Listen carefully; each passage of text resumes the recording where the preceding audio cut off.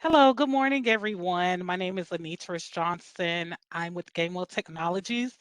I am the South Georgia field rep. I would like to welcome you all to the COVID-19 Preparing for the End Public Health Emergency and Updates and Unwinding the Public Health Emergency session. Again, thank you all for joining us today.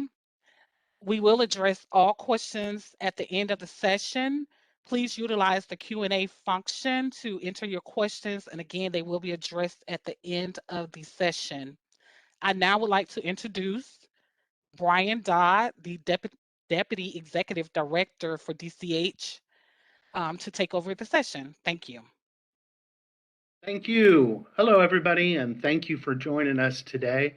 My name is Brian, and I am the Deputy Executive Director over Policy, Operations, and Compliance here at the Department of Community Health. I am joined by Catherine Ivey, who is also a Deputy Executive Director here at the Department of Community Health. She's going to be managing the Q&A at the end and making sure that I don't get off rails and jumping in if I say something that's not correct. I want to thank you all for joining us today. First of all, I said this in my other presentation, the one I just did, which is an EVV presentation, but our provider community and our member community are invaluable for really keeping us up to date, letting us know where there are issues, concerns, problems, and it's just really, really important to us that we continue to get your input, questions, comments, and concerns. So it's always nice to be in these meetings and hear from you guys directly. Hopefully very soon we can have those face-to-face Medicaid fair meetings again, where there's an opportunity, whether it be in the vendor room or in the lobby, to touch base with you guys in a face-to-face manner. Okay, we start every presentation with the mission of the Department of Community Health, which is to provide access to affordable quality health care through effective planning, purchasing, and oversight. The purpose of our being here in Georgia as a government agency is to improve access and ensure quality to strengthen the communities that we serve. So a few little housekeeping items that we always get asked in pretty much every presentation. The presentation will be posted on the GAMIS web portal under provider notices. So this presentation is going to be out there. I had a couple of providers write me after the EVV presentation I did before this presentation saying, hey, will you please send me that presentation? No need to do that, you guys. We're going to post it so that it's out there and available for you. We're also going to mute all lines. We ask that you submit your questions under the Q&A box. Like I said, Catherine has been nice enough to help me monitor that, and she will be looking to do that at the end of the presentation. So what are we going to go over today? We're going to go over some member eligibility updates. We're going to talk a little bit about telehealth. We're going to show you the vaccine and treatment guidance for COVID-19 that we have put into play. We're going to talk a little bit about member copay as well. So I want to start out by talking about unwinding the PHE and what Ryan Lope talked about in our opening session, which was that we are moving into a phase where we anticipate the public health emergency ending. No time soon. We don't think it's, definitely not within the next 90 days, but we do anticipate that we get to a place where the public health emergency ends. So we, as the Department of Community Health, need to look at all the provisions we put in place to address the public health emergency and how we're going to, what we're going to keep, what we're not going to keep, what we are able to keep and what we're not able to keep, and how we unwind that to get to where our new base state is. So what we're doing at DCH currently is we're reviewing all the waivers we've submitted, whether they be Appendix K waivers for our home and community-based services, or whether they be state plan emergency spas and waivers according to our normal medical policy and other books of services. We're working with CMS and with all of our internal resources to really look at everything we've done and prepare a comprehensive plan that outlines our processes for unwinding. This is a request that the Centers for Medicare and Medicaid Services has made to us. They want to make sure that we have a plan, that we are working, and that we're working in concert with them to ensure that Unwinding is a comprehensive plan and that it's working well.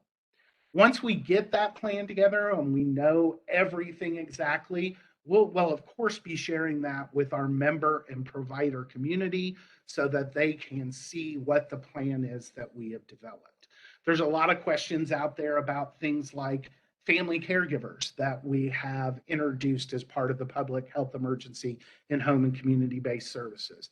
There's questions about peach care premiums and member co-pays. And there's other things that we'll address definitively in this kind of presentation as we move forward. But those are some of the things that we're looking at right now to see what our plan is going to be during Unwinding. So the public health emergency was declared in March of 2020, believe it or not. Sorry about that. Slide went forward. And DCH has maintained, it does not want to stay on that slide. Sorry, it must have some animation here. So hold on one second. So DCH has maintained member eligibility for members with a few exceptions since 2022. All members have stayed active unless they moved out of state and let us know they moved out of state. And we have closed those folks out so that they could get eligibility in their new state. Of course, if a member has passed away, then they no longer maintain eligibility. Members can still contact us and voluntarily request closure for whatever reason. And in that instance, we do close out their Medicaid eligibility. Also, if it has become determined through audit, whether it be a federal audit or otherwise, that the member was erroneously added to our rolls, we will correct that. We won't keep on members that we know are not eligible. Right now, I believe we have about 2.6 million members, if I'm not mistaken. So we have a lot of folks on the slides, on the rolls right now. So once the PHE ends, DFACS, I'm sorry, I got animation in here. So give me just a sec. So once the PHE ends, DFACS needs to take appropriate steps in collaboration with us to redetermine eligibility and terminate coverage as appropriate for members who were on the rolls. CMS has told us we have a period of up to 14 months after the end of the public health emergency for all of our redeterminations to be complete. So we definitely have time. It's not a situation where everybody has to be reviewed in the first month or the first 6 months. We will have a plan together for looking at everybody in the 14-month period after the termination of the public health emergency to do a redeterminations. Now, we may complete that in less than 1 year, but we want to assure you that according to CMS guidelines, every single member will have a full redetermination to ensure that they are eligible. That will include all provisions of an eligibility determination. So we need your help as providers in that. And how do we need your help? We need to ensure that members have updated their contact and physical address with the Division of Family and Children Services or the Social Security Administration, whether or not they're on SSI and we get their information directly from Social Security, or whether we get their information from their local county Division of Family and Children Services office. It will be crucial that we have updated contact information. As an old eligibility worker, I actually started 24 years ago at DeKalb County DFACS as an eligibility worker, doing age blind and disabled Medicaid. I can tell you that about 20% to 24%, usually runs about 20 to 25% of our mailing gets returned because the member has moved and we don't have a current address for them. Same thing happens with any of their contact information. So it's really, really crucial that you make sure, if you can, to remind your members that they need to get that contact information updated. Once the PHE is over, you might want to let those members that you see know, hey, you're going to have an eligibility redetermination. So be on the lookout. Make sure you're checking your mail and make sure you know that you need to respond to that, because now that the PHE is over, we're going back to our normal redetermination cycle. Also, for you as a provider, it is crucially important that you check member eligibility at the start of every month. The Part 1 Policy and Procedures Manual actually tells you that you are required to check eligibility before you deliver services. Every time before you deliver services, you are supposed to check eligibility to make sure that the member is still active and what their enrollment status is, whether they're fee-for-service or CMO. We understand that many of you see members multiple times during a month, and that gets to be, you have told us that gets to be a lot. So at a minimum, I would advise you to make sure you are checking at the beginning of each month to ensure that they are still remain eligible. All right, I'm going to switch to telehealth here and go through a few points of telehealth, and I'm just going to go through these broadly and quickly. But telehealth is the use of technology to deliver healthcare information, or education, basically at a distance where you're not face to face. And this is important as we go through. Parity is a term with a lot of definitions, but when we're talking about it in telehealth service, it means equal reimbursement in comparison to in-person services. So we've had a lot of increased interest by both providers and members for telehealth. And the reason for that has been to address barriers to care, including rural areas where there aren't enough providers, or there may be not enough providers due to the public health emergency, or safety issues due to the public health emergency. Likewise, we've heard about transportation barriers. We've heard about behavioral health stigma and provider members not wanting to go into a behavioral health office where it may be seen as, oh, I have a behavioral health issue. So we've had a lot of changes in the history of telemedicine in Georgia. There was the Telemedicine Act in 2005 that health benefit policy, January 1st, 2005, included payment for services that are covered by telemedicine. It basically said, hey, yeah, we can reimburse for telemedicine.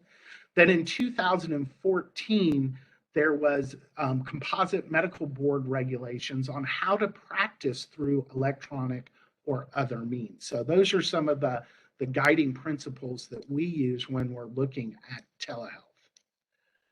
So states are, from a CMS perspective, states are not required to submit a state plan amendment to pay for telehealth services. They are just furnished via telehealth and are made in the same manner as when services are furnished in a state face-to-face setting. But there's no requirement to have a state plan that outlines all of your telehealth requirements. So let's talk about what we did for the public health emergency. So we relaxed a lot of regulations, including allowing phone visits, allowing clinicians to practice across state lines, waiving the need for a pre-existing relationship, allowing patients to access services from their phones. We did it at low to no cost sharing for patients. We expanded the telecommunication infrastructure, what platforms you can use. We ensured that healthcare workforces can meet the expanding needs for telehealth use. We basically did whatever we could during the PHE to ensure that individuals could continue to receive the services they need through telehealth. So it expanded the list of services covered under telehealth. We did that temporarily as part of the public health emergency to include distant site telehealth visits from FQHCs and RHCs, emergency department visits, initial nursing facility and discharge visits, home visits, therapy services. We expanded for complete use of telehealth in these programs. So some of the changes allowed patients located in their home in rural areas to practice remote care across state lines. New patients and established patients could receive via telehealth and bill for services both in a video manner and an audio only manner, which previously was not allowed via the Office of Civil Rights, but they did relax that in concert with the PHE. So services reimbursement rules that we established for the public health emergency, that services must be a member-initiated appointment and indicated in the treatment plan before services are rendered. So the service must be initiated by the member. The member must say, hey, this is something we really want. Temporarily, we have been using place of service O2 with either a modifier GT, GQ, or 95 to indicate that it was a telehealth visit. So I'm going to talk a little bit about where we're going to go from here as it relates to the PHE and telehealth specifically.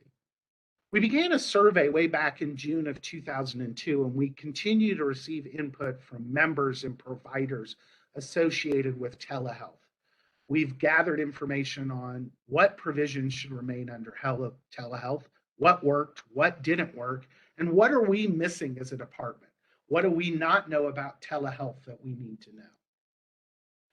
Our survey takeaways for the unwinding were that telehealth is a useful tool when applied correctly. It's really helped many of our providers and members access service. We feel at the department that it is vitally important to continue telehealth as it is clinically appropriate and in the broadest sense we can under OCR and HIPAA requirements post-PHE, health and safety requirements post-PHE, exclusions to the service where it's just not clinically sound, where we agree with our external review organization and really with you guys that it's not clinically sound for certain codes to be delivered to health for telehealth, and for the ability for our members and providers to participate and our members to indicate that they want to receive this service under telehealth as opposed to face-to-face. So again, our plan ongoing for telehealth is to continue telehealth services as broadly as possible, as long as it is allowable by federal OCR guidelines, CMS guidelines, if there are any, and clinical guidelines, as long as there is not some clinical reason why telehealth would be inappropriate. Also, we've gotten a lot of questions lately about, hey, as part of the telehealth service, and because of the increased use of telehealth during the PHE, the Centers for Medicare and Medicaid Services has introduced a new place of service, which is place of service 10, which is specific to telehealth. CMS actually did this at the request of Medicare providers. So we will be adopting place of service 10, as well as our current place of service O2, which is out of clinic. Place of service 10 will specifically be for telehealth. We are essentially adding this new place of service to every single service that is currently covered under O2. That is currently in the work. It's an active CSR. I don't have a final timeline, but it should be complete shortly. We will be putting out banner message information and modifying our telehealth guidance manual so you guys are aware when that actually does go live as an option. So what do you need to do as far as telehealth? Please make sure you are looking at our telehealth guidance. These are the applicable provider manuals, both for behavioral health and developmental disabilities, as well as the Medicaid telemedicine guidance. And also make sure, as always, you are looking at your banner messages. Our banner messages are our number one way of communicating with you guys. And sometimes I will refer to a banner message and I'll have a provider say, Brian, what's a banner message? And then I go, oh no, this provider doesn't know what a banner message is. And I walk them through where they can receive their banner messages. Those banner messages also show up on your remittance advice if it's applicable to you, so you can look when you're going through and looking at your billing to make sure that you're getting those updates there as well. So let's talk a little bit about the COVID updates, vaccines, and treatments. So we're just going to go over some system updates, the vaccine codes, and the end of the public health emergency associated with vaccines. So these are all, and if y'all think I'm going to start saying these words, I am not a pharmacist, and there is no chance I'm going to embarrass myself with talking about what the individual codes are. You guys are smarter than me when it comes to that. But these are your open antibody treatments. We want to make sure that we include them in this presentation. And again, this presentation will be available online, but it gives you a quick reference guide for antibody treatment associated with COVID-19.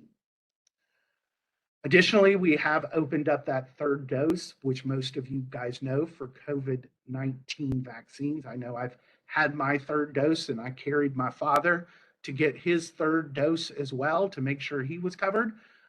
So those are open. We also have the booster shots that are available, and we can show you what those codings are here. As far as Pfizer and Moderna, you will see that the Pfizer has an 004A that is available for that fourth dose.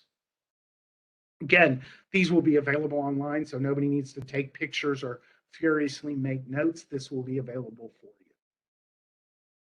Okay, I believe we are at the end of our presentation now. Sorry for talking for a solid long period of time there. But those were the important updates we wanted you all to have. I'm going to turn it over to Catherine now to see if she has some Q&A for us. I'm not seeing anything in the Q&A box just yet. So if you all have questions, please go ahead and submit them. They may need to change our access to presenter or host.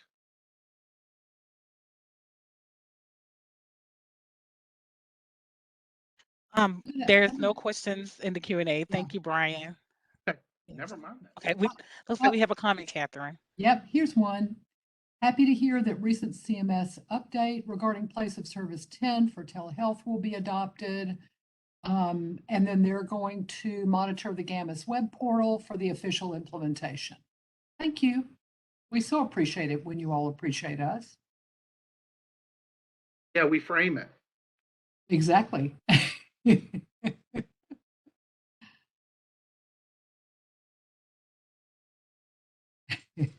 It's very cute. Thank you, Fosia. Thank you, Jennifer. Anybody else? Any burning questions?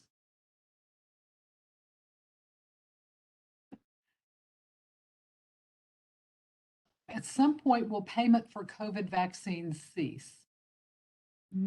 Not in the future that we can predict right now. Brian, you want to speak to that? Yeah, so that's part of our comprehensive plan, but we don't have any at this point. There are no plans to cease payment for COVID vaccines. We have another question that says, are most Medicaid providers trained on telehealth utilizing video technologies? I don't know that we can really speak to that. There are some good resources in terms of the use of telehealth. One is right here in the Southeast and represents the Southeast in the efforts toward use of telehealth. So I would invite you to just Google them. If I could remember the name of them right off the bat, I would say it, but right now I just can't. But it's Southeastern Telehealth something. So what's the deadline for family caregivers? I would imagine that question is about the use of family caregivers for direct service delivery. That was available through the 1915C waiver programs, the 4 of them that DCH authorizes and administers, and was also available through the GAP program, the Georgia Pediatric Program. So that's a two-part question. The GAP use of family caregivers is consistent with the end of the public health emergency and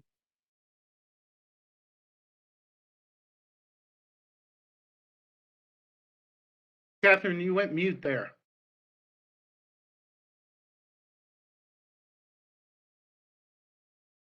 Catherine, can you guys hear Catherine? No, Catherine. I hear she's actually in the office next to me, and I hear her talking. So let me pick up for her on that. because I think her computer went mute on her. Okay. So yeah, so it was part of it was part of our Appendix K allowance for family caregivers for home and community-based services. We plan on looking at that at the end of the public health emergency. We don't have a deadline at this time, but we would certainly, if we did plan on terminating family caregivers, we would make sure that we advertise that and give folks plenty of time to make appropriate modifications that they needed to make. Let me see what else we got. So the public health emergency. Oh, you're back. Can you hear me now? Yep, you're back. Well, good. Thank you. Thank you. So So, yeah, I'm on to the public health emergency is due to expire 4/15/20, will definitely be extended for another 90 days. And we were told by CMS that they would give us notice in advance if the public health emergency is expiring. So we are assuming that it is not, since we have not gotten that notification. When you use terms like definitely, it sounds like a lawyer to us and it makes us nervous. So we're not going to, give you a definitely, because that is something that is not within our control. It's done at the federal government, but we do anticipate another 90-day period of the public health emergency, yes. So Brian, you want to speak to the telephonic visits and how much longer we think that might be allowable? Again, so what we'll be doing is we'll be continuing through the end of the public health emergency. And at that time, we'll be seeking guidance from the Office of Civil Rights as far as what their standards will be on telephonic visits, whether they will allow it ongoing or not allow it ongoing. It is our intention to, as broadly as possible, adopt telehealth procedures where it's clinically sound. But we don't have a specific date yet because we have to wait until we get that guidance from CMS and the Office of Civil Rights as what will be allowable telephonically ongoing. So the next one is about which providers are able to be or are licensed or can be licensed to provide the COVID shots and boosters. That's a good question. And we'll probably have to follow up with you on that one because there is a specific list of providers that are able to do that. So we'll have to follow up on that. We'll get with Leslie, Austin, and our pharmacy folks to make sure we have an answer for you on that. And so the next question is about the pre-pregnancy benefit extended, and it's postpartum benefit. So Brian, you want to take that one? Sure. So right now we're not terminating anybody, right? Y'all saw the reasons why we were terminating people at the beginning of this presentation. And the termination of pregnancy or postpartum period, those women continue to receive benefits post their pregnancy through the end of the public health emergency. Currently, we do have an 1115 waiver. We've always done 60 days. It's up to 6 months. Our hope is that we will be expanding that to 12 months with this legislative session and moving to a state plan option ongoing for a full 12 months post termination of pregnancy. So here's the $90 million question. When will the PHE be lifted? You know what? We don't know. We don't definitively have an answer for that. No.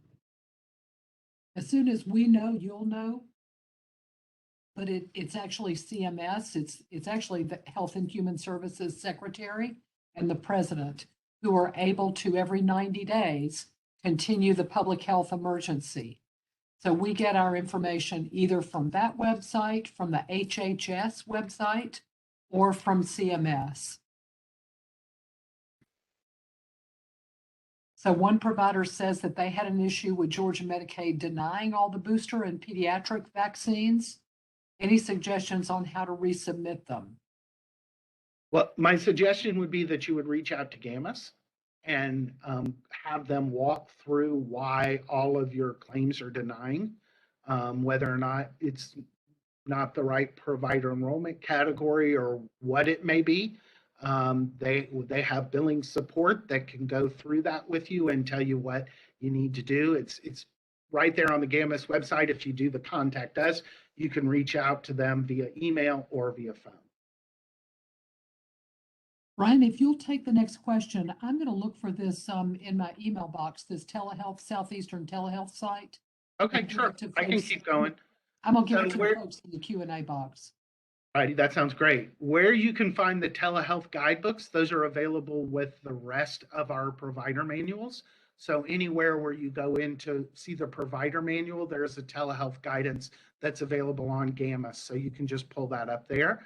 The DBHDD provider manuals are available on their website. There's a little click button on the DBHDD website that's for providers, and it even says provider manuals. But our telehealth guidance is available with all the other provider manuals.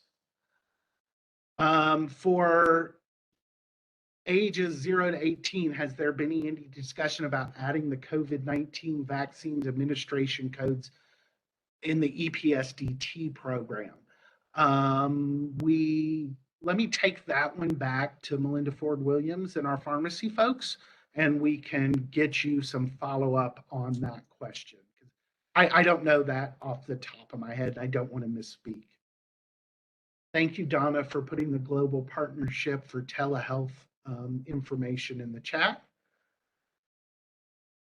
Again, the person where we discuss family caregivers, we don't have an answer for as of yet as whether or not they were stay or where they were end. That's part of the comprehensive planning we're doing at this point. But they will certainly stay in place as long as the Appendix K is in place. Okay, I think that's all of our questions. It is. So I can't get this sent, it seems, in the Q&A box, but the correct name for the group that's local to Georgia and provides expert information in telehealth is the Southeastern Telehealth Resource Center. The Southeastern Telehealth Resource Center. You can go ahead and just put that into your search engine. They're a good resource for anything and everything telehealth. Thank you, Catherine. Not seeing any other questions, I'm going to go ahead and close us up today and thank us all for spending time today. It's been very helpful for us. So thank you and have a great day. Thank you.